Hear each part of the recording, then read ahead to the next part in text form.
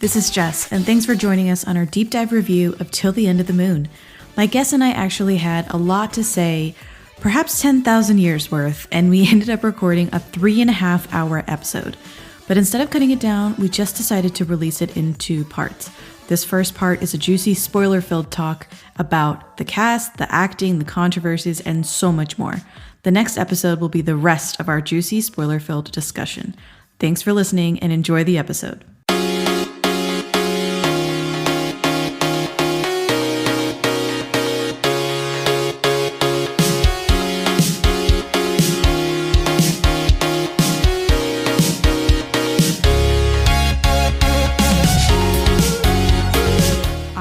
And this is Daebak K-Rambles, where a couple of friends review Korean dramas, except today, because today we're going to cover a C-drama called Till the End of the Moon. Not sure if you've heard of it. It might be the C-drama of the season, maybe of the year, who knows, we're halfway through the year. But I am super excited because I am joined today by not one, 2 guests. I have Caitlin from @NoSleepForDramas and Liliana from Tea Soju Asian Drama Podcast. How are you, ladies? Welcome. Hi, I'm doing well. How are you? I'm doing well, Liliana. I am so glad that you guys are here. Caitlin, how you doing? I'm good. Glad to be here. Okay, so what happened? Why are we reviewing a C-drama in a K-drama podcast? Well, I think you guys might already know based on my socials and the Patreon feed. I love C-dramas. I watch C-dramas all the time. I augment my K-drama watching with C-dramas, and my favorite genre is the censorship drama. And oh my God, this drama that we're going to review today took the world by storm. It had all the girlies in a tizzy. Everyone was salivating over the episodes, and we're here and we're going to discuss it. Why are you guys on? Because I was talking to each of you about the show on the socials, and you guys were really animated. And then one thing led to another. We're all here. We've been discussing the show in our group chat for like weeks. Yes. And just in case people don't know you guys or don't follow you guys on the socials, if you can give us your brief experience with C-dramas, maybe your favorite genres, your Mount Rushmore of C-dramas, your favorite ones, that'll kind of set the stage here, and then we can move on. Liliana, you got the floor. Right, so I started C-dramas back in 2018, and actually it was completely out of nowhere because I had been watching anime on Netflix, and it kind of popped up with a drama, and Jess, I'm sure you're very familiar with it, Ashes of Love, and you know, that was my first C-drama. I binged it in 4 days, and I was like, I don't even know what this is. Was stuck on it for ages, and then Netflix just kept churning other dramas, and the rest is history, basically. So basically, genres that I really like within Chinese dramas, probably xianxia, because it was my first, genre in Chinese dramas, and it's something that's so unique to Chinese dramas that I don't think anyone else can quite do anything like it. But also, I love youth dramas for C-dramas. They do really, really good youth dramas, especially ones that follow like kids into teenagers and then into adults. Ooh. I think C-dramas do them really, really well. So that's probably like the 2 that I really, really enjoy. And then for like my Mount Rushmore dramas, I would probably say stuff like Love Between Fairy and Devil. This one is definitely one that will be on it till the end of the moon. Like, there's no questions about it. And then dramas like Go Ahead. I absolutely loved Go Ahead. Dramas like The Untamed and, One and Only, Forever and Ever. Those are just some other dramas that I absolutely loved within Chinese drama land. Yeah, those are some great dramas. I have so many C-dramas on my to watch list that I either don't have the time to watch, or more often than not, I'm like saving them. Like, I know they're well received and well liked, and I'm gonna freaking adore them, and I just want to save them for like a rainy day.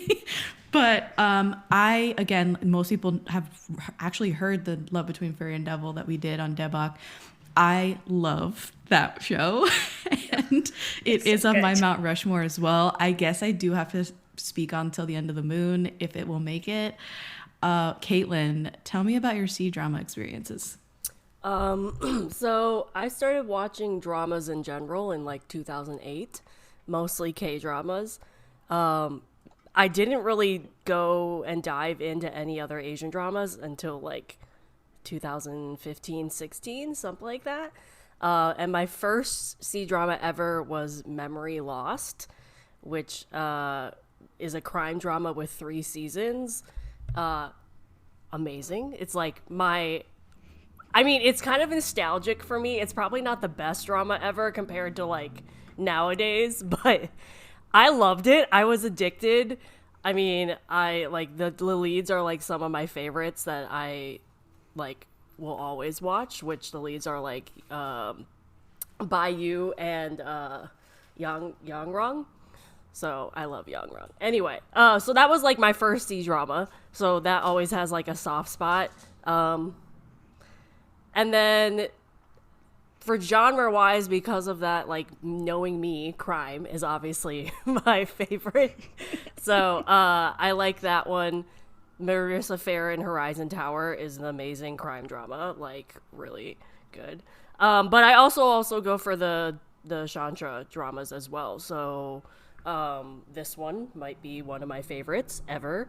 10 Miles of Peach Blossom probably as well.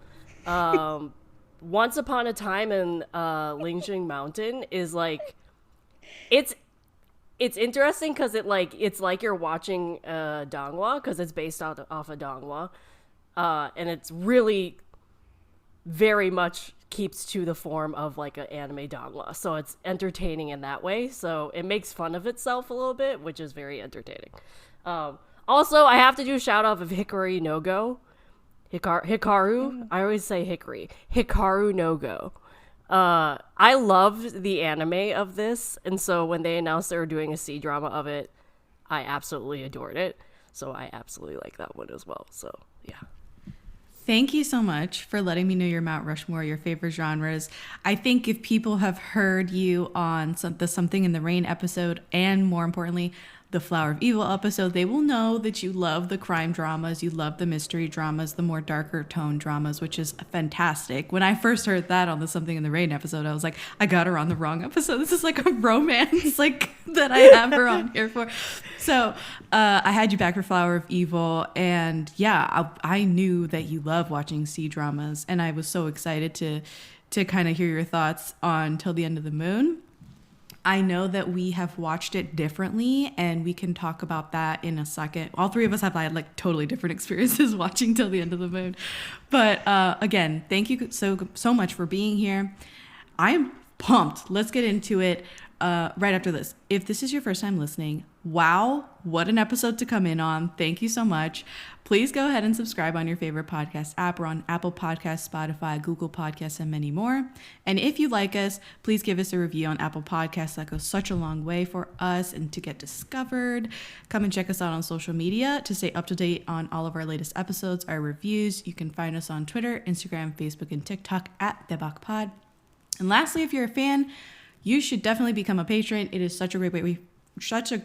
Wow, I'm getting super tongue-tied. It is such a great way for you to get involved and show your support. You can check out the page on patreon.com/alwayscriticpod.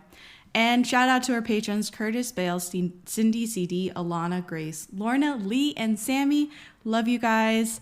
And without further ado, I'm going to go ahead and read the IMDb synopsis for the show. Actually, big PSA before we get started.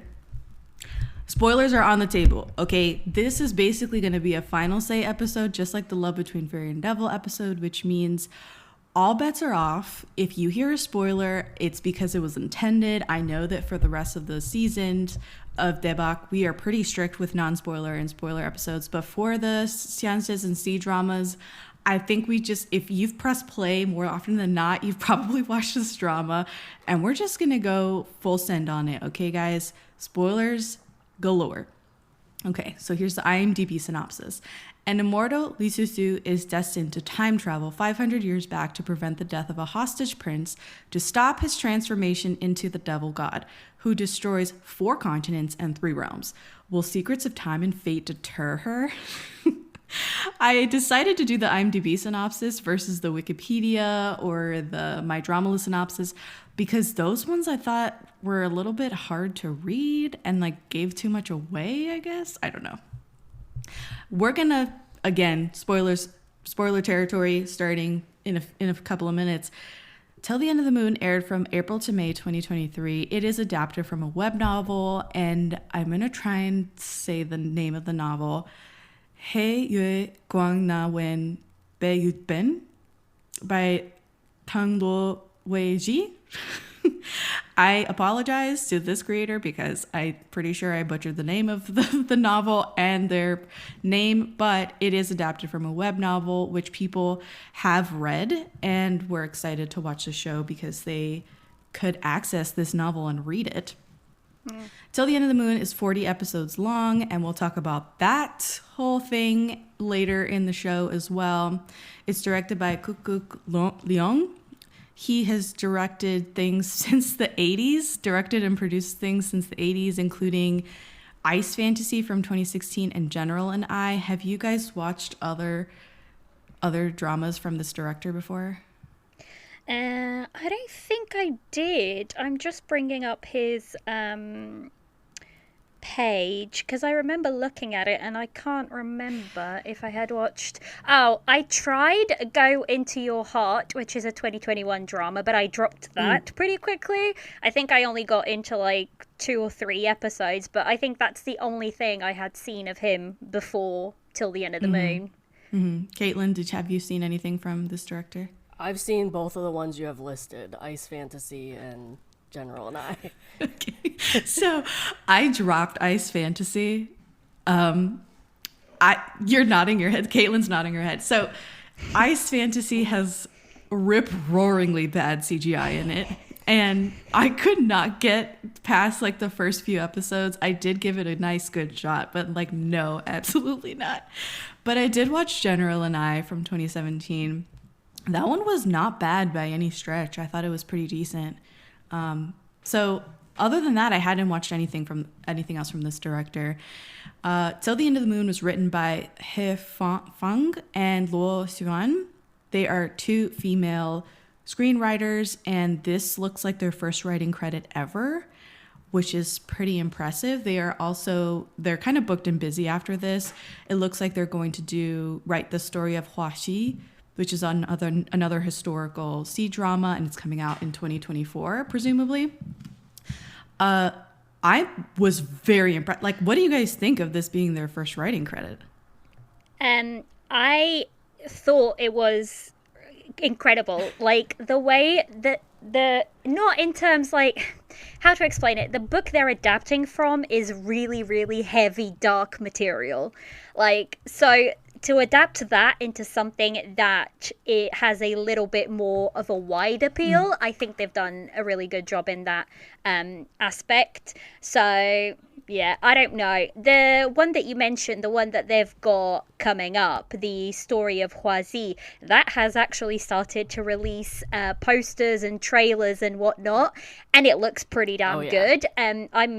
I've got that one on my plan to watch because I really like the male lead and the female lead for that. So yeah, we'll see if it was like a fluke or if they are actually pretty good writers when that one comes out. Wow. I'm pumped, man. Like, we could have some people to watch. Like, if these 2 screenwriters seem very promising to me, because if this is their first C drama, it's like, oh my God, they got so much juice right now. I think they could do anything. All right, so let's talk about the 2 leads, and then we can also touch on the other cast members. But obviously, the 2 main leads are the biggest draw and the ones we see the most. It is their story. We have Luo Yongxi as Tan Sai-jin, Sang Xiumin, Mingye. Yeah, I think 4 personas in total. And he's done, I think everyone knows him from Love is Sweet now. But his breakout role was in Ashes of Love, which, Liliana, that was your very first C-drama. It was. How does it feel to see him now after, like, he was your introduction? It was kind of surreal because, so if you've watched Ashes of Love, you know his character has a pretty big arc in terms of where he starts and where he ends the drama.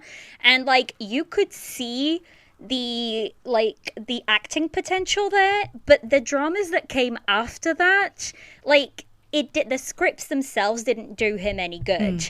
And then now that this one came out, it's like, oh my God, he can really, really act. And people are like, yeah, this is happening. And I feel like it's the same thing that happened to, like, Dylan Wang last year with Love Between Fairy and Devil. And it's like, you only need a really, really good script to sink your teeth into. And if you know how to grab that, your career will be set. Because after that, like, people know you can act, like, they know you are capable of it. So, and this is that drama for him. I think this is the drama that will launch him, like, you know, into a really, really good career. What's your experience with Luo Yongxi, Caitlin? All right, don't come for me. No one's coming for you. This is a safe space. This is my first drama with him. Okay. I have not seen Ashes of Love, and there's a reason for it. Oh my God, and the same with Fairy and Devil. I'm not gonna watch both of those dramas for a reason. Do you care to share the reason? Or I don't particularly like the two female lead actresses. I've tried them both with multiple other dramas, and I just can't. And I don't think it's them particularly. I think it's the voice dubbing that they always have. I've always experienced, you know, the typical, like, very high-pitched, like, cute voice. I can't get past it. So I always associate them with that type of voice. So I have not been able to watch those two dramas due to the fact that I just can't deal with their dubbing actors. So. Okay. All right. Fair enough. That's totally fair. I know the story of both. Obviously I know the story of both. It's very famous. Although, Love Between Fairy and Devil, she isn't dubbed. That's her real voice throughout the whole drama. Oh, okay. Well, I haven't even watched a scene, so maybe I should at least try and see what her voice sounds like. Her voice is pretty, like, high-pitched and whatnot, but that is her real voice. Yeah, that's Esther Yu's real voice. Yeah. Well, that's the reason why I have not seen them. And there's very few actors and actresses I avoid in K-drama land and C-drama land, and those two just happen to be two of the actresses I avoid. Wow. I am so intrigued. Okay, so for me, I watched Luo Yongxi in Ashes of Love. Amazing, really nuanced character, and quite a heartbreaking, persona in the show. I think you come to really love him and appreciate him, and then all of a sudden through the course of the show you like hate him, and that's very difficult to do, right? For any character. I thought Ashes of Love was written particularly well. Yes, the projects that came after didn't seem to do Luo Yongxi justice in any sort of way. Love is Sweet came in 3 years ago in 2020. I think a lot of people watched that one. Have you guys watched that one? I have. I love that one. I will say, I'm not a fan of the story itself. I'm a fan of Bai Lu and Lu Yunqi together, and that drama offered some peak scenes between them. So I was very much in it for the main couple, and there's so much of them and so much good scenes of them together that I could ignore everything else basically. Okay, so this is don't come for me, whoever's listening. I started watching Love is Sweet because I had seen so many edits of it on Instagram a few years ago. I was like, oh my God, this show looks amazing. It looks like they have really great chemistry. I'm going to start it. I started watching it. The first episode was terrible to me. I hated it. It's a workplace romance, right? And they were hamming it up from the very beginning. The way that they met and stuff, I was like, why does this look like a music video? And I was very distraught with the way that they just sort of like came in hot with all of the chemistry and sort of like these scenes that were really manufactured to get them together or to have some sort of like intimate moment. And I'm like, it feels unearned. It totally felt unearned to me. So I dropped Love is Sweet, y'all. I did not finish that show. I had no regrets up until recently when people were like, I'm watching Love is Sweet to get over till the end of the moon. This is like their reincarnation or whatever. People trying to, you know, self-soothe by watching Love is Sweet, which is fine. More power to you. I will eventually watch Love is Sweet just to get it over with, I guess. But it's not my genre. I don't like office romances, and yeah. I will say though, Love is Sweet, because of Till the End of the Moon, because people wanted to watch it, it made it to #1 on iQIYI again 3 years after it premiered. So that's the power of this couple. Like, iQIYI had a couple of dramas on air that were really, like, they were pretty good. They were doing really well. And then out of nowhere, a 3-year-old drama bounces, like, to #1 on their charts. And people are like, yep, that's the power of these two together, because everybody wants to see them. And iQIYI, like, on all of their socials, were basically just sharing everything Love is Sweet, everything, like, that Bailu was in, that they owned. They were just, like, hamming it up and sharing it and marketing, because they knew that was, you know, the people of the moment. So speaking of Bailu is co-starring. She plays Lee Soo-soo, Ye Si-woo, Sang-jiu. I mean, again, multiple personas in the show. I think Liliana has been very vocal about absolutely loving Bailu. You have bought all the Bailu stock. So can you tell us about her? I've basically watched every single drama that she's been in. So yeah, you can say I've bought all the stock. So basically, so much so that she was literally on, on Tea Soju. I have like the actor and actresses series, and she was the first actress I did an episode on. And yes, right. So you can tell. I think I basically started, the first thing I ever watched her in was The Legends. And then I just worked my way through all of her, like, things. I think there's been 2 dramas that I haven't watched, and that is Untouchable Lovers, because she's only, like, a side character in that. And even then, even being a side character, she actually won an award for that, for, like, Breakthrough Award. And so yeah, but I just think she emotes really well on screen, and it translates, at least to me, it translates really well. And she has this thing where I might be biased, but everything I've watched her in, she has really good chemistry with her co-stars, which, like, to me, that's really important. If a drama doesn't have chemistry between their leads, it really suffers greatly. So I agree with that. So Caitlin, have you watched Bailu in some other dramas? Did you have an opinion of her before coming into Till the End of the Moon? Oh yeah, Bailu is one of my favorites as well. Like, I watched her in One and Only with one of my favorite actors, Alan Rudd. So I love Alan Rudd, so I've watched everything with him.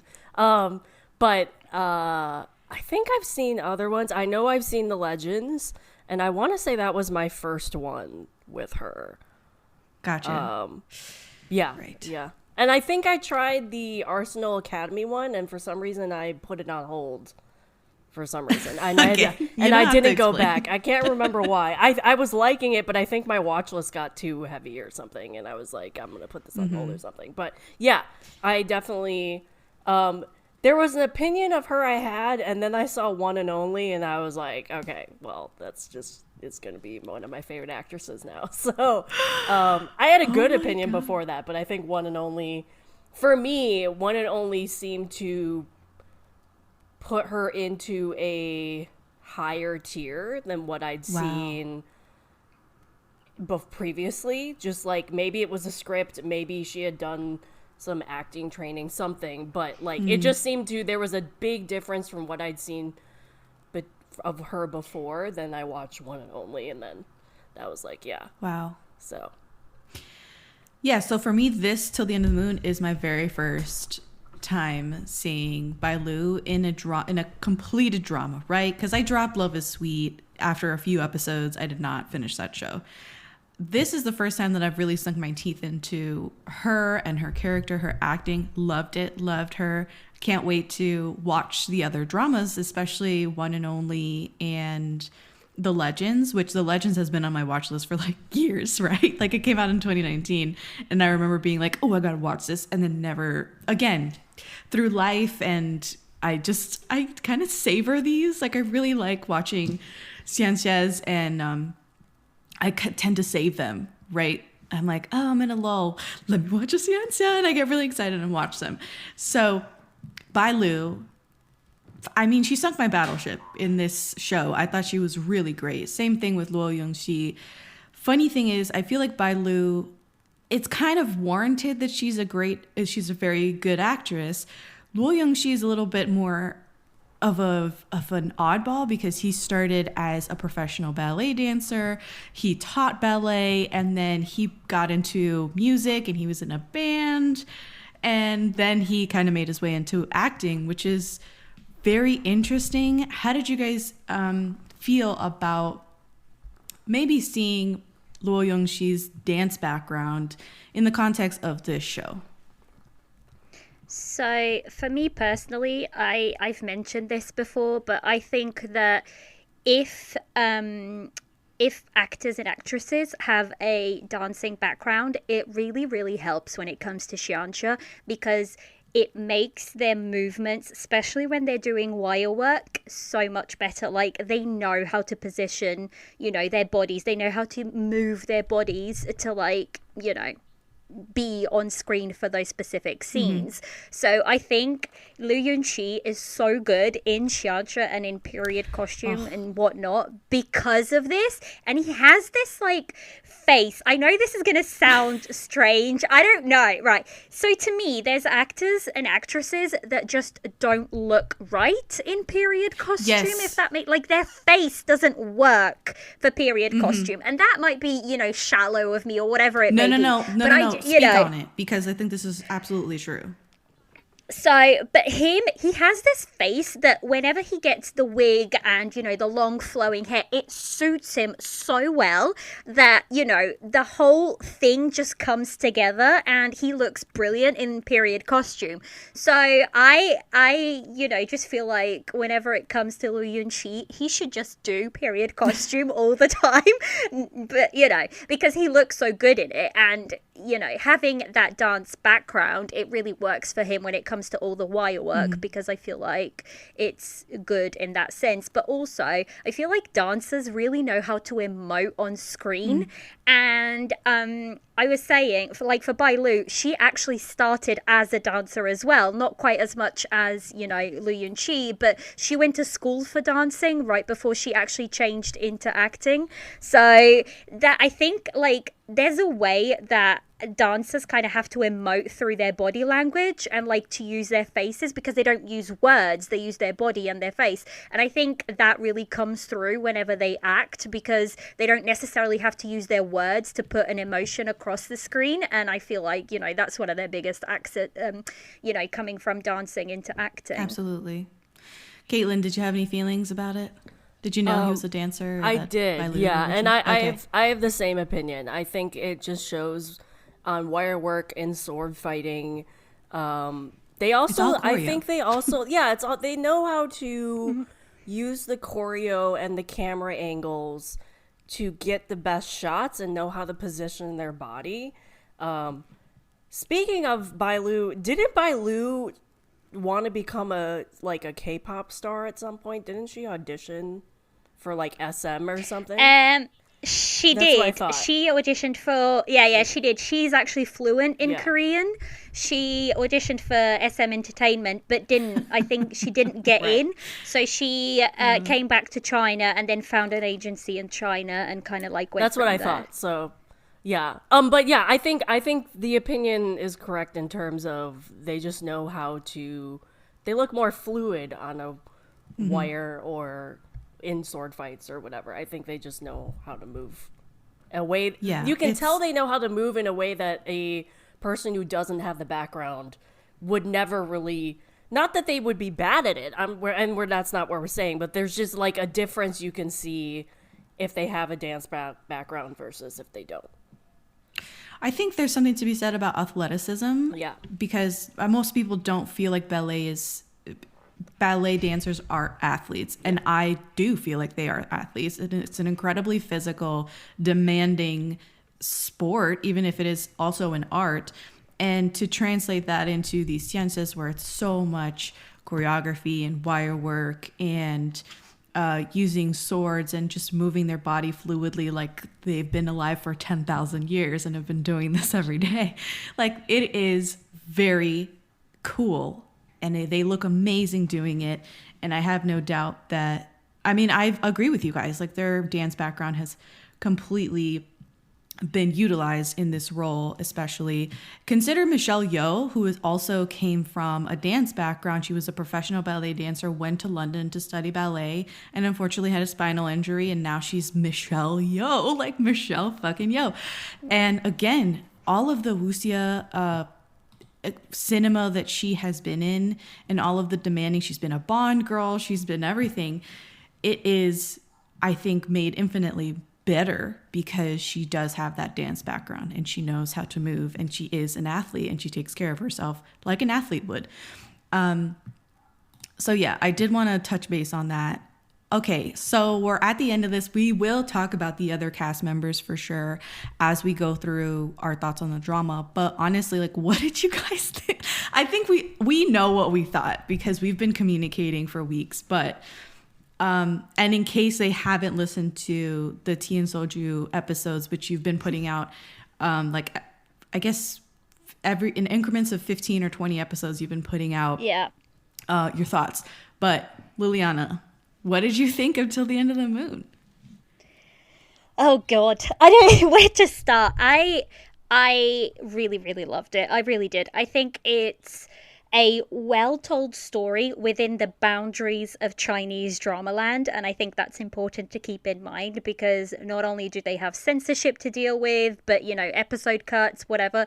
I think they did a really good, the way they linked everything up within the story. There was details in episode 14, 15 that came back in episode 38, 39 that linked the whole story together, and I feel like, it made the whole story a little bit cohesive, even if the editing and the pacing sometimes suffered. But that, I don't think, is a, writing problem. I think it was the fact that they had to cut it, down. The acting to me is just insane in this drama. I loved the acting, especially from Lu Yunqi and Bai Lu. Their acting was really, really good. But yeah, without giving any spoilers, I can't say much more than I just loved this drama. I really, really did. As soon as it was announced, I have been following this drama since day one of it being announced as an adaptation because, again, big fan of both of the leads. And I was like, it's Xianxia, it's Bai Lu and Lu Yuqi in Xianxia. I'm like, sign me up. Like, I don't care when and how. So, and then last year they released the first posters for it, and the first posters, like the first trailer that they released for this character trailer, was basically there was a mirror, and in the mirror it was Lu Yunqi in like modern clothing, and he was looking and he saw Tan Tai Jin in like all of his glory. Jesus. And it is stunning. And they did the same with Bai Lu, like modern clothing in the mirror and then her in all her, and that was the first thing we saw from this drama. And then all the posters started coming out and it was stunning. And to me, like, the first thing that really, really grabbed me was like all the color they used, which if you watch Xianxia, that's not a done thing. They tend to go, for the muted whites and pale colors and whatnot. But this drama was not about that. Like, yes, there's some of that, but for most part, it's like dark but vibrant colors. And that grabbed me straight away. So, it was all downhill from there. I mean, I always said, if all else fails, I know the chemistry for these two will be insane, because I had watched them in Love is Sweet and I know their chemistry. So if all else failed, I was down for that. And, you know, for me, I loved it from the, you know, episode 1. Like, since you have that epic opening scene, I was like, sign me up. I'm done. I'm done. Yeah, that opener. We'll get to it in a second. You mentioned that you basically have watched it from day one, from promo all the way through the end. You watched it as it was airing. Do you want to speak really quick on how the atmosphere online was watching it during its airing? So, chaotic, and, you know, for me, it was torture. Everybody was suffering together in terms of, you had 2 camps for this drama. Normally, there's like the people that are really liking it, the people that are loving it, the people that are enjoying it, and then the people that just don't care.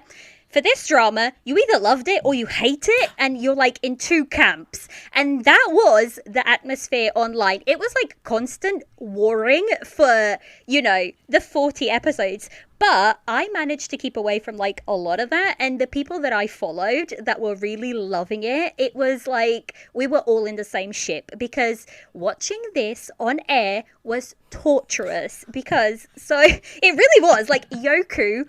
For 2 weeks straight, they released episodes every single day. And I was like, this is great. I get episodes every day. And then they turn around and go, oh, no. We're only releasing episodes 4 days a week now. And we're like, what do we do for the 3 other days in a week? Do you expect us to just wait for episodes? And then they left like the 3 last episodes for like the last week. And you had to wait 4 days to get those episodes. Oh my and I was God. like, you're just killing us here. What are we supposed to do with this?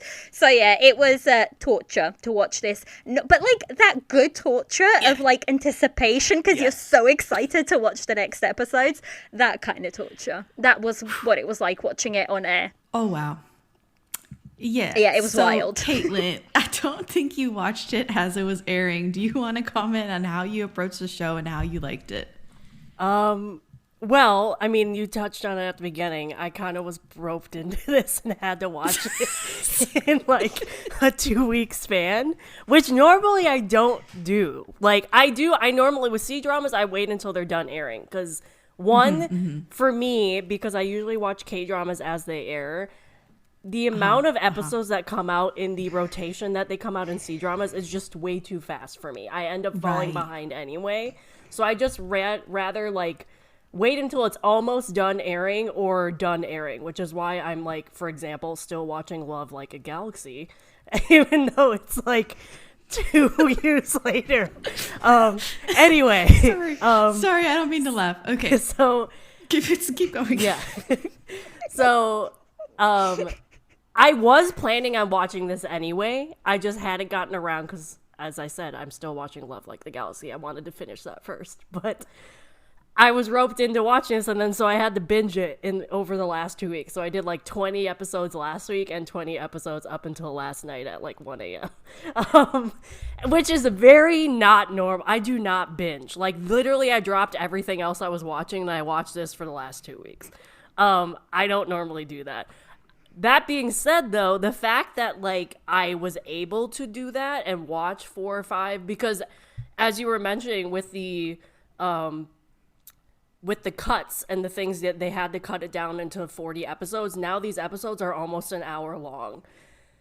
Whereas when you're watching older dramas, they're like 30 to 45 minutes. So for my opinion, the 45-minute mark is very easy to binge versus like if you're doing an hour and a half, like 15-minute episodes, it's a lot harder for me to binge it, especially if I'm weird where it's like I cannot watch more than 3 episodes in a row of the same show, which is why I watch so many dramas at the same time, because I switch around.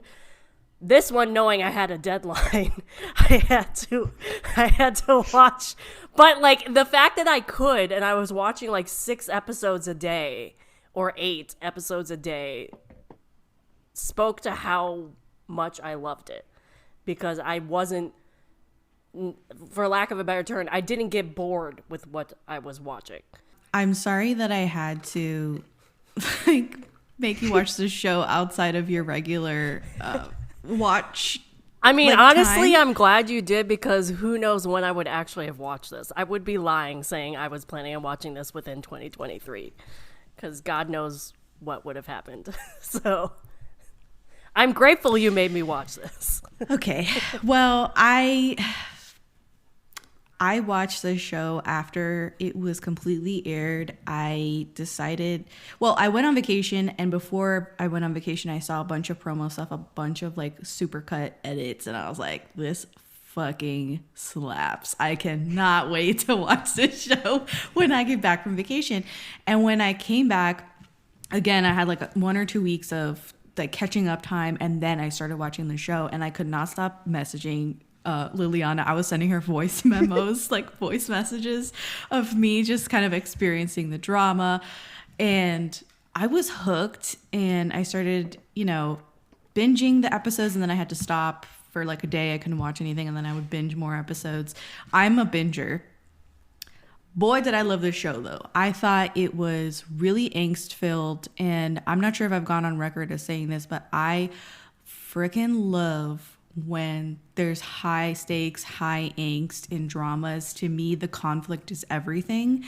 I personally don't like it when it's all fluffy, when it's all butterflies and rainbows and they're having good times together, because to me, why am I watching? Like, what is the conflict? What are they trying to work out in the course of the drama? What are the character arcs? If nobody changes, then what's the point? So I was really appreciative of the fact that this drama took a lot of, it was moving at a breakneck pace for sure, especially because of all the cuts, but it was freaking moving and it was playing, if you feel me. And I adored all of the characters and their arcs, and I loved the acting from our two leads. I thought it was incredible. Luo Youngji and his micro changes in his face and the way that he was emoting so well, and the way that Bailu was just so tragic. Like, I feel like her character is sort of underrated in the fact that she is also a tragic figure, and we can talk about that. But I also love high fantasy, like I've said in the Love Between Fairy and Devil episode. This had like a Terminator-esque plot going, like you got to reverse what happened, the atrocity that happened, and we got to go back 500 years, and she's the chosen one. She's like the, John Connor sort of character. And it reminded me of the C-drama Lost Love in Time. I don't know if you guys have seen that one, where like all hell breaks loose and the female lead's mage clan is slaughtered, and they managed to send her back in time to reverse the future. It was basically like the same setup, right, as that show, even though that show didn't really like land the plane, so to speak, as far as like plot goes. I thought it was like a little bit bad, but wow, what a show. I loved the angst. It made me really emotional and made me think about a lot of things, like what would I do if I was this character, right? I feel like that's the sign of a really good movie or show, is like it makes you think like, well, damn, if I was Tentai Jin, what would I do, in his shoes? Or how would I react if Tentai Jin said this to me and I was Susu's character? So like it's very thought-provoking in that sense. How did you guys feel about the acting, and especially from our two leads? For me, I think this is by far, out of everything that I've seen from Lu Yun-chi, this is the best role he has ever done, like, of his career. In terms of, first of all, there's a lot for him to sink his teeth into for Tentai Jin. He starts off as this character that is not feeling, he doesn't know love, he doesn't know any of it. So that's the character he is. And then by the end of this drama, he's a totally different character. And there's his whole journey, and I think Lu Yun-chi just did it so well. But also the fact that you could look so there's a couple of scenes where there's the devil god, ancient devil god, and there's Tantai Jin, and you can tell exactly which character is which just by looking at his face. They're dressed in the same clothes. It's the same actor, but by his micro expressions, you can tell which character he's meant to be playing in that scene. And I think that's a really, really difficult thing for an actor or an actress to pull off, is to like add nuance to certain parts of his acting to make like different characters stand out when you're playing, you know, 2 or 3 different characters within a drama. So from him, I just absolutely loved his acting. I think his micro expressions are absolutely on point.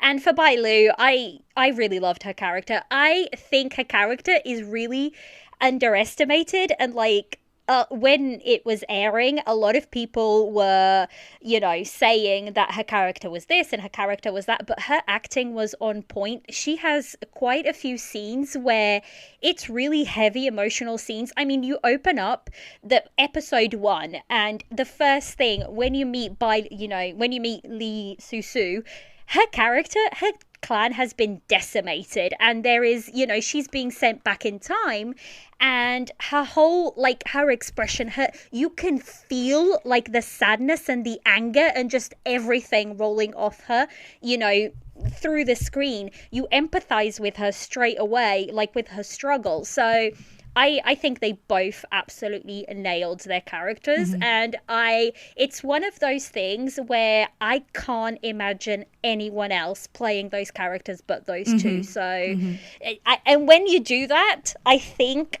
you know, you've nailed your character. Yeah. If you become so involved and so much into that character that a viewer can't imagine anyone else but you playing it, you've done your job right. For me, anyways. Caitlin, did you have thoughts on the acting for our leads? Yeah, I mean, like I have a thing for actors that can do microaggressions, micro expressions very well as like emote emotions just through like their eyes, and not have to do very much in terms of showing an emotion they were showing by being overly expressive in things. So like that's one of the reasons why I love Alan Wren so much, because he can do that very well. So because this is my first introduction to Liu Yunxi, I do appreciate that about him. Like there's a scene where, like you were talking about how they were in the scene together, he was in the scene together with himself, and you could tell, and I totally agree with that. But the scene where Bai Lu is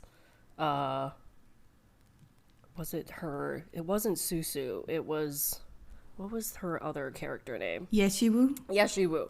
When she was first trying to figure out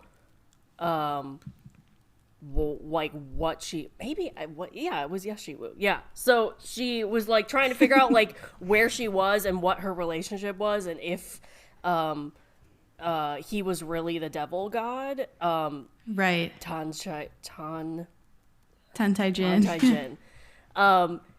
Where she like kneels down and to look him in the face and like tells him he's kneeling on the ice, right? And like tells him to look at like he was angry. Like the facial expressions that he did in that scene, from like going on one where a guy looks like totally pitiful and like just kill me now, to like I want to kill you in like a matter of seconds. Like that was the scene that told me like, man, this guy can really act. Like so I fall in love with actors who can do that. And I mean, Bai Lu's the same way. Like one of the reasons why I love Bai Lu is she can also emote a lot of emotion by just through her eyes, and just through like not really doing much in terms of overacting or anything like that.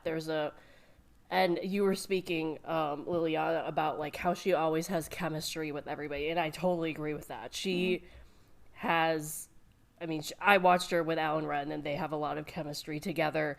But she also does well in terms of, she may have chemistry with everyone she's with, but she has a unique chemistry with each of the pairings. Like you don't think like, oh, here's another pairing where she has chemistry, but like there's something special with Like, I loved her and Alan Ren together in terms of One and Only, but her and Lu Yunxi together has a different aura about different it, taste, and a different atmosphere.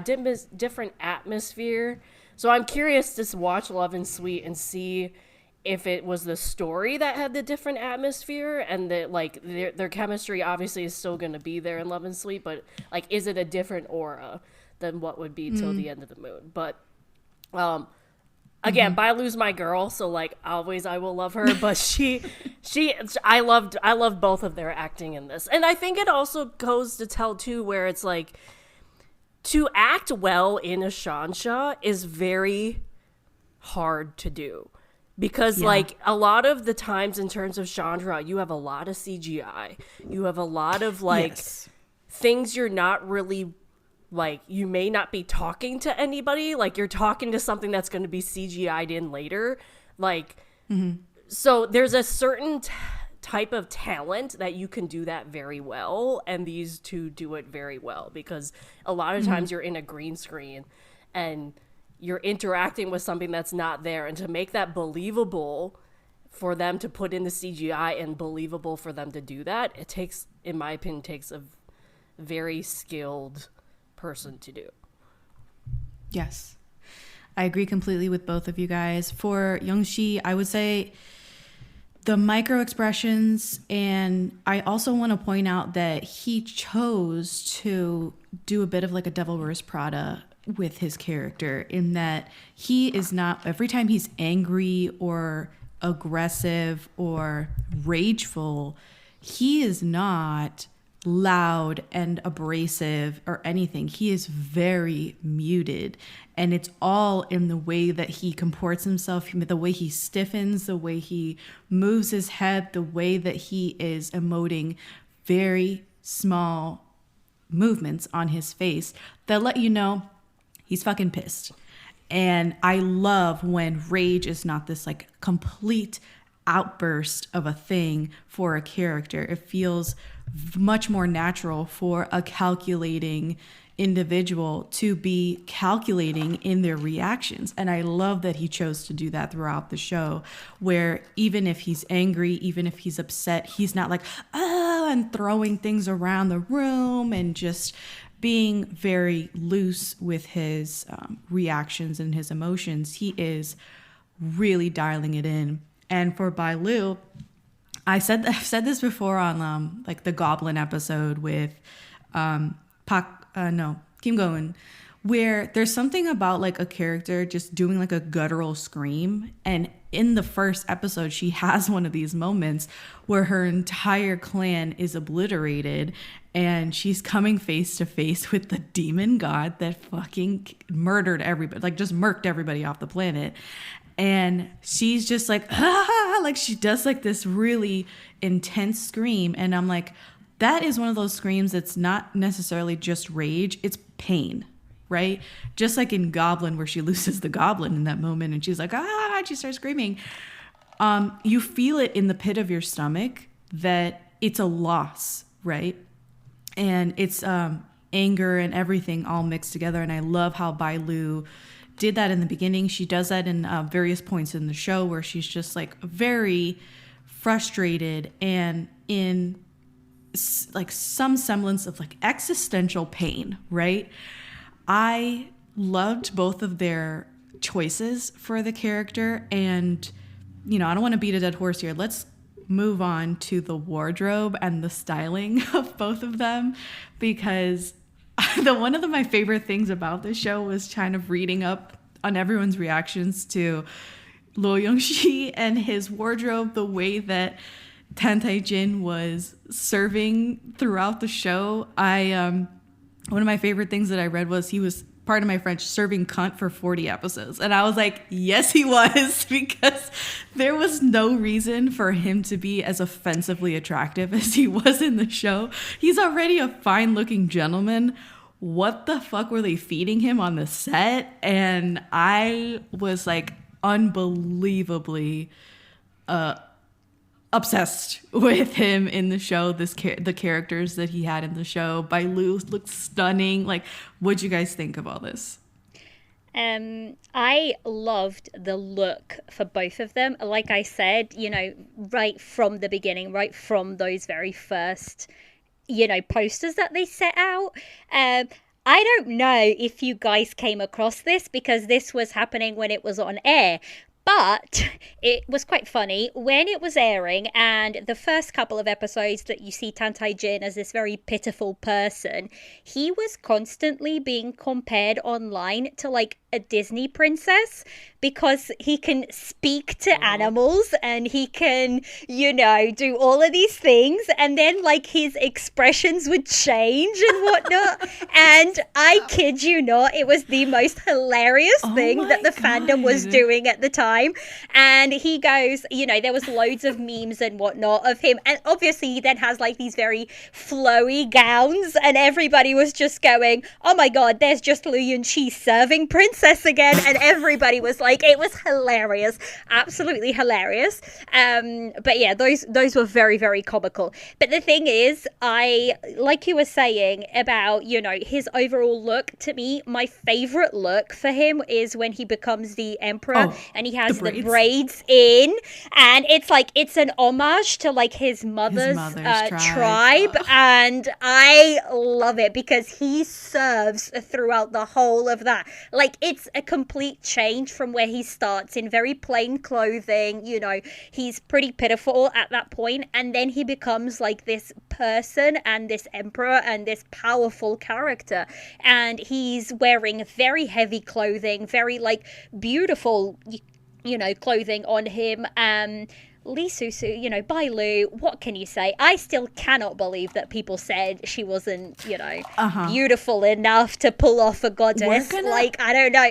We'll get into like some of the controversies right after this, and then we're gonna we're gonna go right into like the eras of the show and talk about each section basically. But I read online the other day they had this beautiful freaking photo of Tantai Jin before he becomes the Jing King.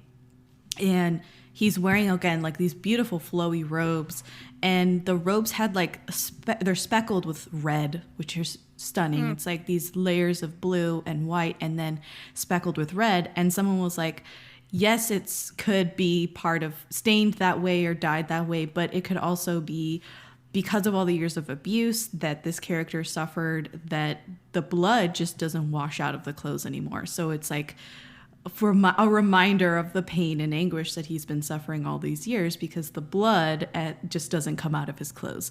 And I was like, that is a brilliant idea to kind of poetically reference the clothes, right, that he's wearing and how it represents the character. I love the braids and the hair for when he's the king. And for Bai Lu, my favorite look is in the Bore life, the enlightened life, when she goes and becomes a devil, and like the black and I think there's like a little bit of red in it. That outfit was like stunning to me. I was like, oh my god, she looks so good as a devil. And lots of looks in this show were amazing. Do you know, there is, I think I saved the tweet somewhere, but they said there was close to 4,000 sketches for this drama in terms of looks. And I feel like this xianxia is one of the very, very, very few where every single life is distinct in their clothing, but every clothing links back. So basically, in the Bore life, Mingwei, he has the red, like the red around his waist when he gets married, like the red strings. Those strings get carried on, and that's like an homage, like him paying homage to like the wedding with, Sangjo in that life. And if you look later, when, closer to the end, the same outfit when he, this is like episode 40, he still has those red strings on, and it's like the way they link these clothes together is just stunning. For me, Bai Lu, it's one outfit that she wore very, very little amount of time, and it's like that gold outfit with like the white, and that outfit is was that what, at the end of the show when she becomes the goddess? Not that one. The one when she is basically on the, I think it's episode 26, when 27, she's on top when of the building. Exactly, that one. That outfit. Yes. Stunning. Absolutely stunning. Stunning. But then she has like the orange one where right at the end, this is end of episode 40, and she's sitting on the boulder with, little girl, and that dress, that orange dress, is also stunning. Do you know, I think that this show does, I mean, most dancers do this, but I think this show particularly does a really good job, like you said, of it's using the wardrobe to also indicate what stage of life they're at, what their mental state is, how they've journeyed through the show as a character. And at the end of the show, when she's in these oranges, it is not only a stunning outfit, but it also kind of pulls from her mother and her mother's outfit as the goddess of space, where she was in these like deep oranges.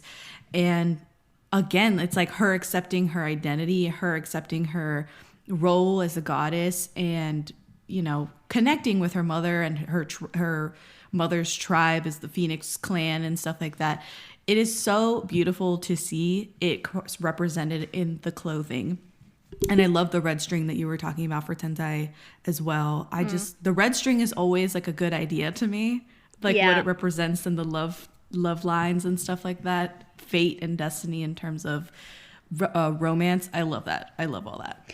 But like, I'll just leave this very last thought. Even for like their daughter, even her clothing is a mixture of both Tantai Jin and Susu.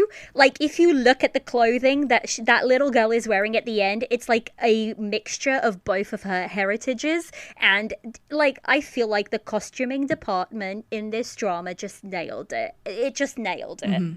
I do too. Controversy. Let's talk about controversy because you mentioned some of it. Rapid fire. Luo Youngshi is too thin for the role. Right. The story, as I understand, is that he was injured before filming and he was recovering, and that's why something about his jaw had to be wired shut or something. He was on a liquid diet. Yes, so Luo Youngshi has always been on the thinner side anyways. He's a ballerina. He's a ballet dancer. Like, what do you expect out of him? But also, there was complaints that the makeup he was wearing was making him look really, really frail. Newsflash, he is described in the book as this very pale, red-lipped, again, princess reference, pale, red-lipped character throughout the whole book. So the writers and the directing people were just paying homage to what the book said about Tantai Jin. And people were like, oh, he looks too frail, he looks too skinny, like, how are we meant to ship him as like this powerful person? And I'm like, he can be powerful without being this over-masculine, he doesn't have to show power in that way. He can show power in various ways. But yeah, there was a big thing about that, and I was like, I don't see it. I'm fine. To the point where actually Yoku went in and redid some of his makeup. So if you look at some episodes, his makeup looks different. It's because Yoku went in and re-edited, just because people were like, yeah, his makeup looks like this. And they're like, it's exactly as the people who read the book said that's how he is described in the book. Some sequences were lifted from a video game. Folks online hated the drama and were really, really vocal about it, tried to ruin the drama for others. The drama was filmed about a year ago, and it took a really long time to edit down and come to premiere and debut. It was originally 56-ish episodes and was cut down to 40 after the government mandate was put in place. So a major complaint for people was not just that it was cut down and we had stuff left on the cutting room floor, but that the pacing was very herky-jerky, and it felt throughout the show. Caitlin, did you feel like that was the case for you? Overall, no. I didn't. I thought they did a fairly good job in terms of where to cut, what to show. I do think you can tell a little bit, because I did have a couple like unanswered questions by the end. You can tell very like in the last probably like 5 to 6 episodes, you can definitely tell a lot more compared to the rest of it. And speaking, like a lot of people were saying, because what I love about some of these dramas that get really, really popular is some of the supporting characters get as much love as some of the as the leads do. So like some people were mad that the second couple didn't get as much scenes as they should. I loved the third couple, and I was very heartbroken that they were not in the third part of this drama. Like I was like heartbroken, but I think it like the one of the controversies was like they should not have cut so much of the second couple because apparently according to the book there was a lot more scenes explaining and giving them more depth. Honestly, because I kind of hated both of them, I didn't really care. but I mean, speaking to what you guys said, where it's like if you can act a role so well that you end up hating that person, it has nothing to do with these actors acting whatsoever. Like the fact that I was so much hating these two people, and honestly, I didn't think I would hate what's his name, Jiwoo, like as much. Jiwoo, yeah. Like that actor up to that point was not a bad character until the third act. So like the fact that I could hate Jiwoo so much in the last 10 episodes just like speaks to me how well his acting was. But yeah. Oh my God. Okay, so let's pause here because this is a great point that the pacing issues translated also into us getting a lot more of the second couple and the third couple. The character that you're referring to is played by Deng Wei. Yes. He plays Xiaolin and Jiwoo and Sangyu in the 3 eras of the show. What did you guys... I mean, you hated this character by the end. Specifically Jiwoo. But. All right. So really quick on this guy, this actor, Deng Wei. I watched him in half. I watched half of the show Miss the Dragon. Oh my... Hated that show. Thought he... And I thought him, like Deng Wei, that guy, terrible actor. So when I saw him in this show, I was like, oh, fuck, here we go again. So then... I thought he was much improved only in the Bore Life stuff. Only in Enlightened Life was I like, oh, he's really passable as an actor. The rest of the show, I was like, I hate this guy. I don't think he's acting very well. I don't think... Because they tried to give him a bit of like a conflict at the end of the show, especially, which was half-baked and possibly a side effect of them cutting down the episodes. But... yeah, I didn't like him. I didn't believe in any of the romance with him and the sister. I believed their romance. Like, I could get behind their romance. It's just like... okay. So, like, for me, in terms of Deng Wei's last life, and this is not really specifically his character, but it's the trope in Shansha where, like, the good sex, like... are technically not good. Like they just like and this is a trope across, so I wasn't surprised when this happened. But like when a controversy happens, usually when one of the good guys, main character, like in this one, Lo Yushi, is exposed as like the big bad guy, they never investigate anything. They always just say like, this is like the one viewpoint we have. We're gonna be like call you a criminal. And even usually what happens is the person with that viewpoint is actually the bad guy or one of the bad guys. So it drove me nuts that Jiwoo just was like, okay, we have this one snippet of this one guy who actually was kind of bad and always murderous all the time, claiming that Lu Yunshi's character was this like horrible person who murdered everybody. And I'm not going to listen to anything. Like, I'm not... And I mean, granted, the writers did try to put him in terms of like a love line with Bai Lu's character in that third era. So he was also doing it out of jealousy. I think the problem I had with it is just like his past 2 characters were not like this whatsoever. He never really had that love story connection with Bailu's character in the past eras. So I couldn't really believe him having a love connection with Bailu in the third era. And the fact that they just made him go so bad. But then at the end, I also was like confused. This was one of my questions, is like, what the heck happened to him at the end? Like he took all this evil energy, and yes, Lu Yunxi's character like took it back from him, but like they never showed what happened. They never showed him giving punishment for what he did. They never showed actually like if he ever like ruled afterward, like nothing.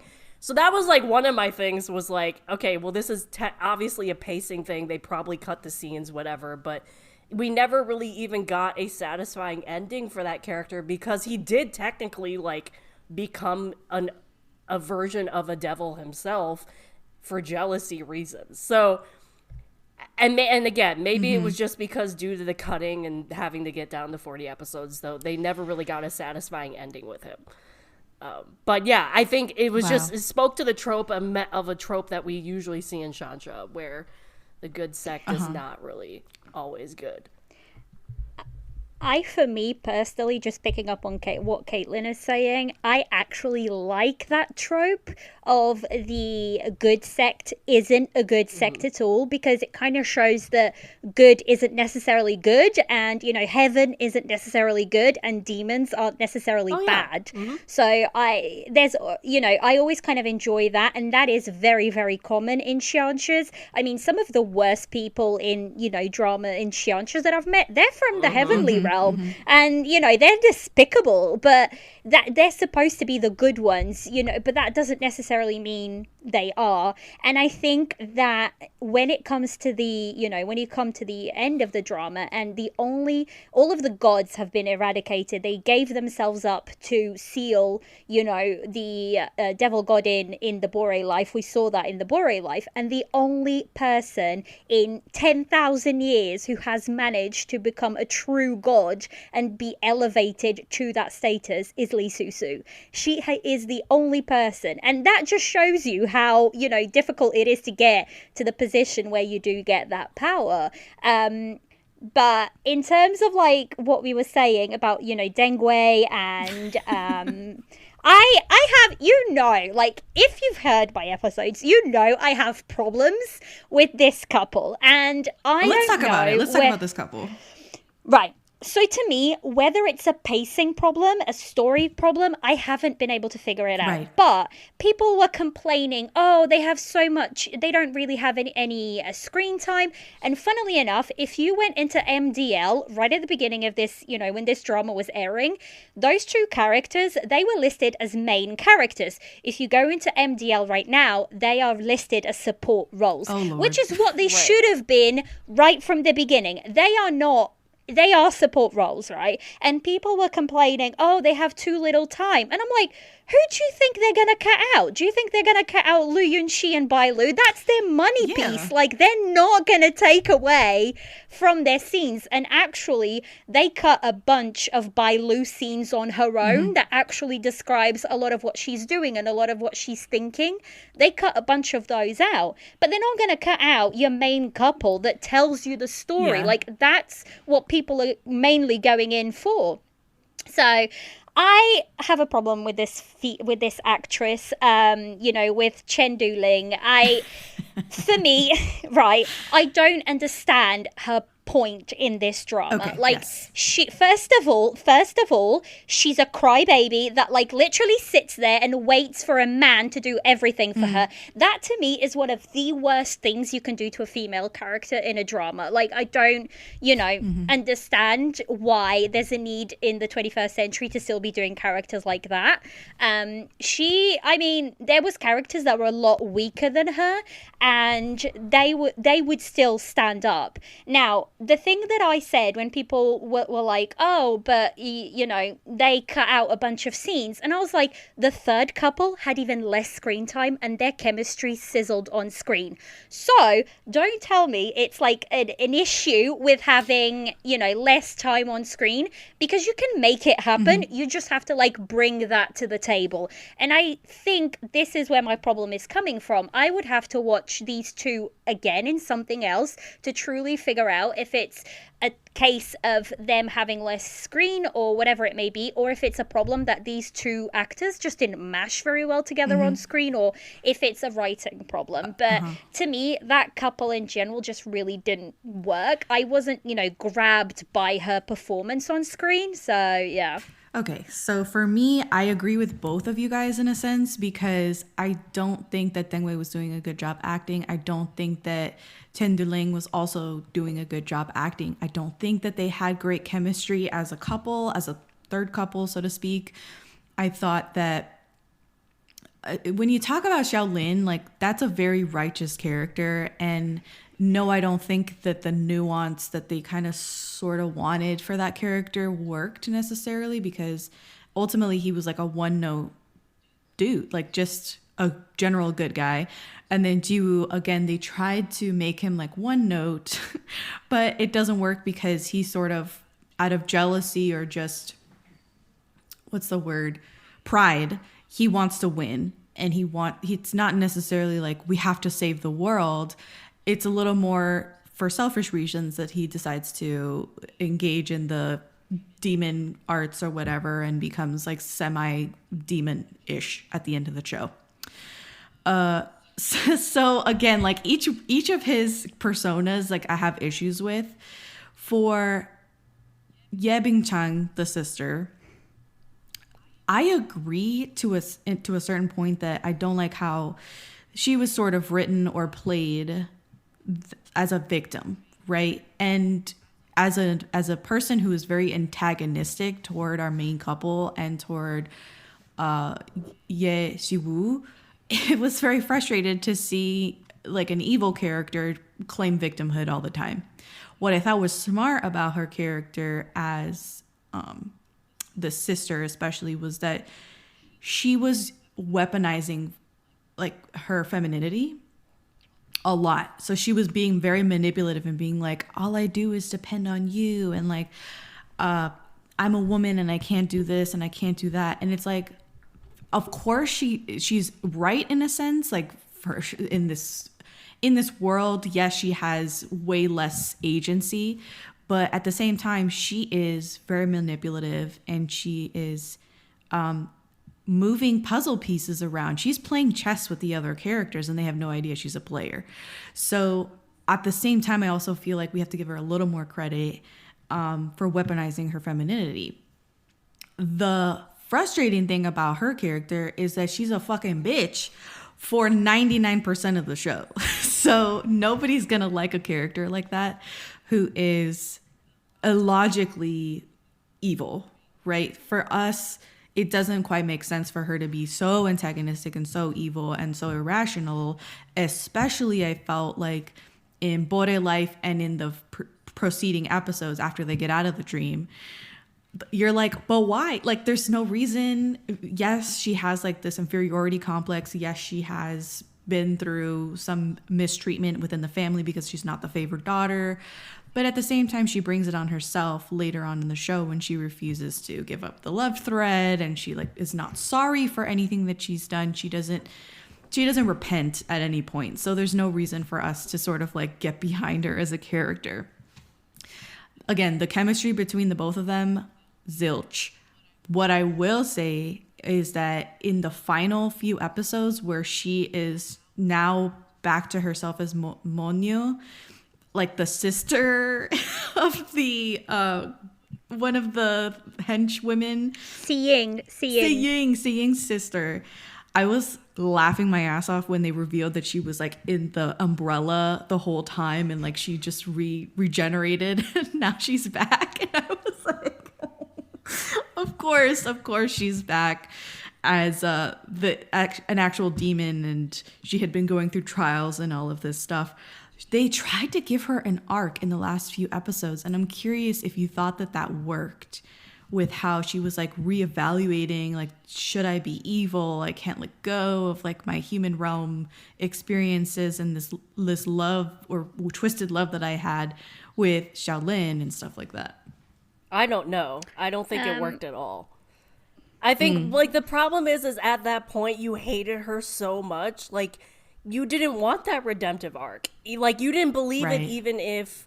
And honestly, I don't think it was in terms of cutting for that character. Like, you hated her so much by then. Like, you didn't believe anything she said or anything she was thinking because she was so manipulative up to that point.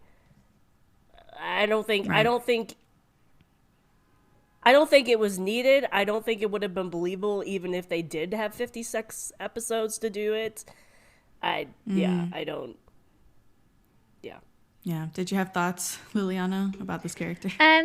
So I have so many thoughts about this character. I think the problem for me is that even if I really, really hate a character, I can appreciate the acting, if that makes sense.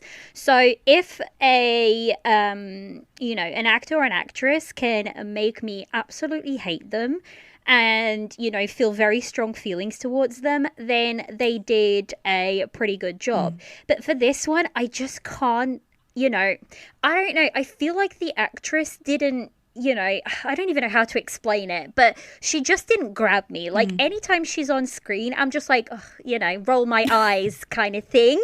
I'm like, oh, here she comes again, that sort of thing, if that makes sense. So, yeah, I think her character she may have suffered from, in terms of whatever they had to cut out for her. We will never know because we don't have access to, a full drama with all the episodes, an uncut version, so to speak. So we will never know whether this is, for me anyways, this is what I said in like my episode, is I will never know if it's an actress thing or if it's a drama thing for this drama specifically. Right. Like, who knows? It might be that later on I might watch something that she's in and really, really enjoy her. But, I don't know. I think if they wanted to do a redemption arc for her, there was a really, really, really good chance for her to do that after the Bore life. Right. I mean, she experienced that tragedy. Like, she knew, like, the outcome. Why are you repeating the same mistakes again? It's going to get you nowhere. It's going to get you absolutely nowhere. And, like, for Shaolin, it was the exact same thing. Like, in the first instance, where I get it that he's, he had this, filial pity towards his father. But it's like, dude, you need to look and see that your dad, as an emperor, is destroying the country. Like, he is greedy for power. And even then, he still obeys his father when he could truly, at that point, gone, okay, Tan Tai-jin is, like, he could have just observed and seen that Tan Tai-jin was the better choice and the better emperor, and he could have been like, okay, just like the general, like Yi Shiwu's brother, he laid his weapons down because he knew that the people were more important than his pride. And that's what I don't like about Shaolin's character, is that he's too righteous, but by being too righteous, he actually ends up doing the wrong thing by his people. So it shows that he was never meant to be a leader. Like, that is not what a leader should do. A leader should look around and, like, look at what's best for his people. And he decided that wasn't the case. Like, he wanted to fight right to the end. So, and it's like, at that point, and you come up and he does the same mistakes again, and you're like, this is why I can't get behind these characters, is because you can't keep repeating the same mistakes and, like, keep hitting your head against the wall, and it's not going to give you a new outcome. And I think for Yi Bing Chung and then Mo New later on, she knows everything. Like, she knows her past life, so for her it's even more frustrating because she's been through this 3 times at this point, and it's like, why is this not getting through? Like, this is not going to get you anywhere. Shaolin, I can give him, like, a little bit of discredit because he doesn't remember those past lives. Like, but, that was my problem with their characters. It was the fact that they kept repeating.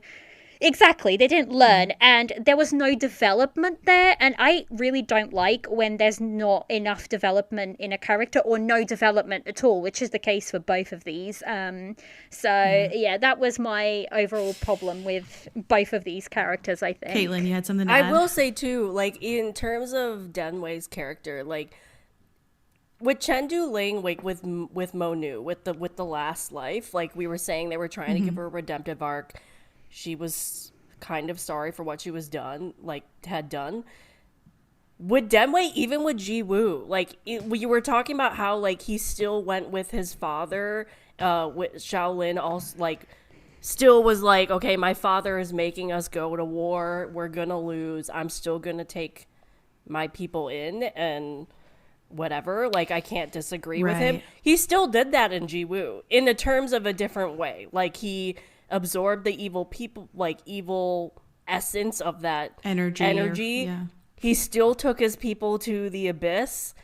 Like, I think he was worse in the Third Era than Monu was, because he especially didn't learn from any of that. Like, and then granted, yeah, he didn't remember anything, but like he watched it. Like when Bai Lu showed, they got the supercut. Yeah, they got the supercut. Like. It shows to his character on like there was never going to be development for him. He was always going to do what he wanted to do to get, whether that was to be perceived as a righteous leader, to like he was a god at that point, and he still took his people in and became the devil god in his own way. To win. Like, he was never going to get that. So I found that quite interesting. Even in the third life, he made those choices, even if he did get the supercut of his, like... got the spark notes. Spark notes of that, and didn't learn from it at all. So I found that quite interesting, whereas he still made those actions. Granted, they were a little different than following his crazy king father, but yeah.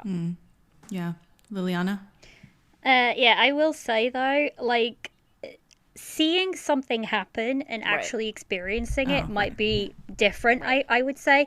But also, none of them at that point, you just mentioned, you know, he's a god. They're like immortals at that point. They're not like gods. I wouldn't, you know, because the only gods they have, they're all dead and gone. I like the translation at the beginning when the devil god at the intro sequence, he says young immortal. Yeah. He calls Susu young immortal. And I'm like, oh, that's a nice term. Yeah, because they're like, I think in Xianxia, it can get a little bit lost in translation in terms of like who is who and what is what. But none of them are like, you know, gods. They're immortals. The only one that is god would be the devil god, because he was created out of something. And then obviously you had like Ming Wei's story. They were the 12 gods, but they're all, you know, dead. And then by the end, the only one that can be referred to as a god would be Li Susu. But even like when they address each other as immortal, or, you know, this or that. So but I think, again, like you were saying, he never learns, they don't learn, and that is my main problem with these two characters. I think it's very not problematic, but it's frustrating when you see characters return to bad decisions, but also anytime a character goes on some sort of like suicide mission, you know it's not going to end well. You know they can choose a different path. And in the, you know, Bode life, it was Shaolin didn't need to abide by his father's commands. His father was a fucking lunatic, and he was prideful and was a bad leader and all this stuff. And he still knew all this and still went on his suicide mission. As Jiwoo in the final life, again, he knows that it's a failed mission. They can't really do much damage to the devil god. And he makes the bad decision to absorb all that energy. And again, goes on this sort of suicide mission. And to me, the reasons for a suicide mission, the intention behind it, is always more important than, oh, they're just going to do this drastic thing, right, for the sake of the plot. For an example, it's very heartbreaking to me to see like the suicide mission in Lord of the Rings with the Gondor family, like the Steward family, with it's Boromir's brother. I forget his name. Faramir. Thank you so much. I'm a huge LOTR fan, and I am forgetting Faramir. So Faramir's suicide mission, which stems from him feeling unloved by his father, right? You feel like that is you feel like it's obviously he knows it's a bad decision, but he's also looking to just take himself out of the equation because of all of these emotional scars and the way that his father treats him. He just feels like he's better off being out of the picture. So for that suicide mission, I'm like, okay, this is like a really juicy reason to just take yourself off the playing board. And for the character, Shaolin, Jiwoo, Sangju, whatever, all of these iterations of him, you're never feeling like heartbroken that he's making this decision, right? You're never feeling this is warranted in some twisted way. Right. So that's what's annoying to me about that character. Going back to, and I think we should wrap this discussion up of these two characters. I guess we had a lot to say about these two, but for Chen Du-ling's Ye Bing-chang and Monyu, or however you pronounce her name in the final iteration, I don't like how they just sort of throw at you. And again, this might be the pacing thing, this might be the cutting room floor talking, but she comes back to life as Monyu, and she's restored to her barren abyss, evil immortal self. She ideates this plan to get the devil fetus by using his beloved Susu against them. She's like, use his love for Susu to get him on your side and coerce him into being the devil god. Fine. Then she fucks off to the mortal realm to open a silk shop and live a quiet life. And it's just like, doesn't make sense in the grand scheme of like, okay, so she was evil a second ago, now she's giving it all up for what exactly? And it doesn't make any sense for her character and the way that she's been throughout the show. Then she suddenly has like these deep, meaningful connection feelings with Shaolin, who is now Jiwoo, and now she at least genuinely values his presence. And so what gives? Is she evil or not? She confronts her white-haired sister, Si Ying. Yeah. And is like, why are you supporting the devil god? Why are you still on his side? She's talking about like reciprocity. Like, you're not getting anything out of this relationship with the devil god. It's all one-sided. Why are you still on his side?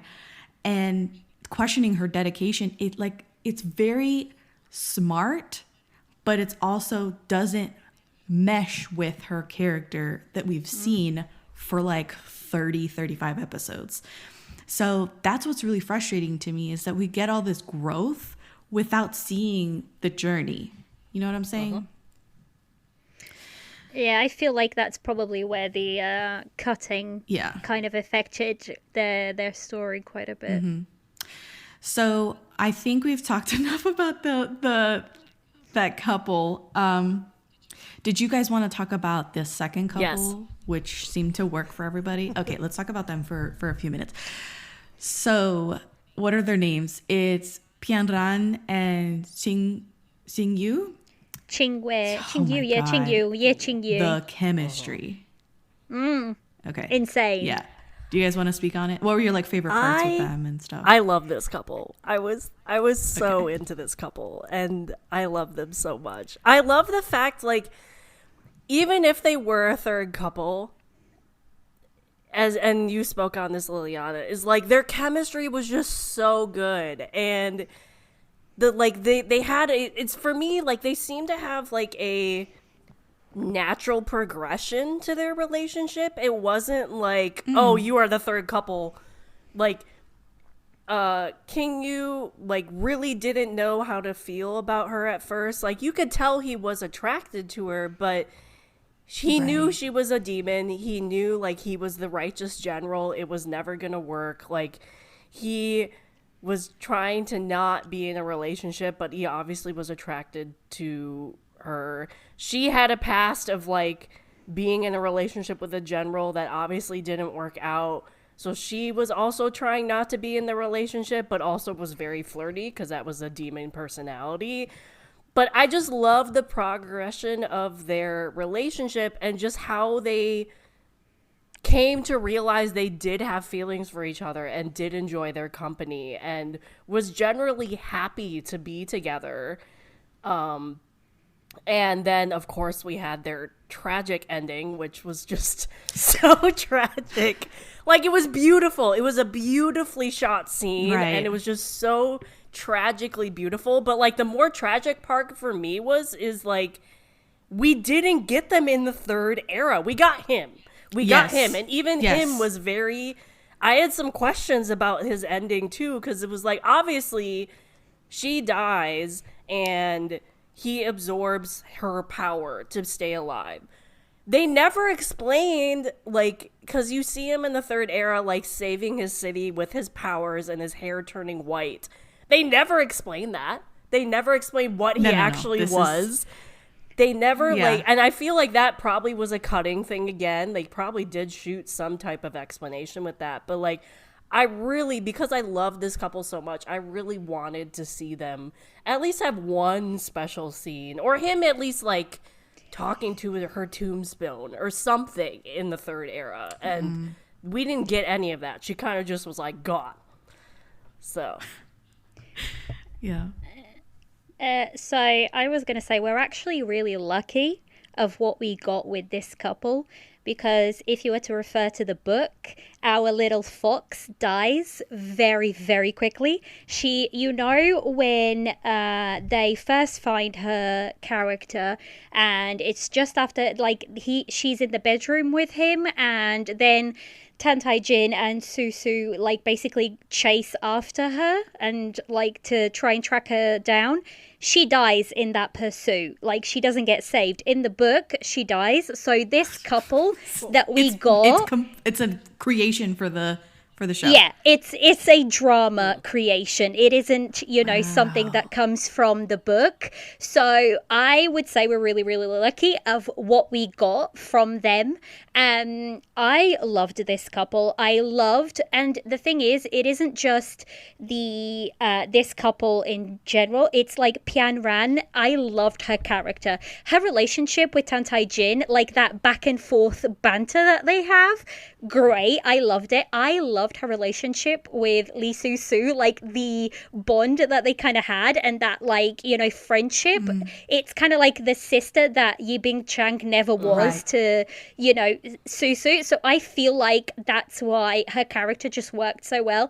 But also this actress just looked stunning. Like there's something about, like, again, her face, but like she is so beautiful, and like this bright red, you know, dress that she wears. I absolutely loved her character, like the mischief that she kind of carries with her all the time, because that's something that, you know, the Nine-Tailed Fox kind of entails, is like kind of like that mischief, and you can see that in her character. But overall, I'm just kind of like really, really glad that she, you know, got to stay on for how long she did, because that's not how the book goes down. But also for I'm forgetting his name, Ye Qing Yu. Basically, for him, how I understood those scenes was that he actually absorbed her essence, which allows him to live on just like she would. She is kind of like an immortal because she's, you know, Nine-Tailed Fox. It's her, you know, she had cultivated enough to be that way. She passed all of that onto him, which means he will be able to live on and not only use her powers, but use her ability, like her immortality, to stay alive. Like, that's how I saw that scene. So basically she gave everything she had to him so he could live on. So you don't think that was him reincarnated as a fox? It was him using her fox essence to I think that protect his city or whatever, because it's been 500 years. Of course, he's probably got some sort of high position or lord of a city or something. And that's probably why he wore a mask the entire time he ruled, because then they wouldn't know it was the same guy for 500 years. But that's also a tragic ending for him as well, because he, like, they had that whole conversation where, like, she wanted to, like, he was like, I only am going to live for, like, 100 years. Like, you have to move on without me type thing. And now he has to live without her, which was just like, oh my god. She says, who says you can do that? Exactly. Yeah. The thing for me, though, I think this is why in this case. So, right, if we take it right down to just the human realm, right? So you've got, to be the leader of the human realm, you have Yi Qingyu, you have Shaolin, and you have Tan Taijin. Out of those three, ultimately, the best choice was Yi Qingyu, because he was ready to put his people above everything else. And I feel like that's why Tan Taijin was like, Tan Taijin says a line, like, he says, Li Susu, not Li Susu, because at that point he knows her as Ye Shiwu. Ye Shiwu loved this world, so I will try to do the same. And I kind of like, he is okay leaving all of that to her brother, because he knows her brother will take care of it. Like, his brother will pull himself up and he will do that, and he is probably the only capable person of doing so out of the characters that were available, at that point in time. So I think the mask not only like hides who he is because he's a fair, steady leader, but it also kind of like honors Tan Taijin and his like background. That's what they explain it as, is it's an honoring to Tan Taijin. So to me, I feel like his character was the best placed character to rule the human realm. And they even said so, like, the human realm kept at peace for years and years and years, and it shows through his leadership. Well, yeah, and then to learn, like, when Li Susu learned that, like, she thought that Tan Taijin had died and had like ruled for this amount of time and had died, like, before knowing that he was in that river for so long, and to know later that was Chinyu, the brother, the entire time, because he wore the mask. Like, no one knew that wasn't Tan Taijin. So, like, to know that later on and to learn that just proves your point even more, Liliana.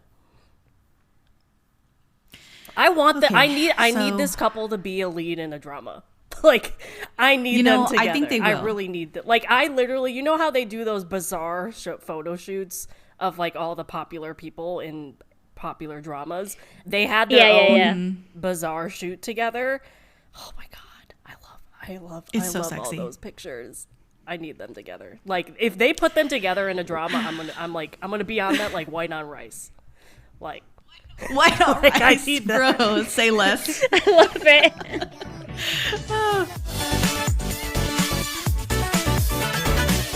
And that concludes part 1. Do join us for the rest of our Till the End of the Moon discussion on the next spoiler-filled episode.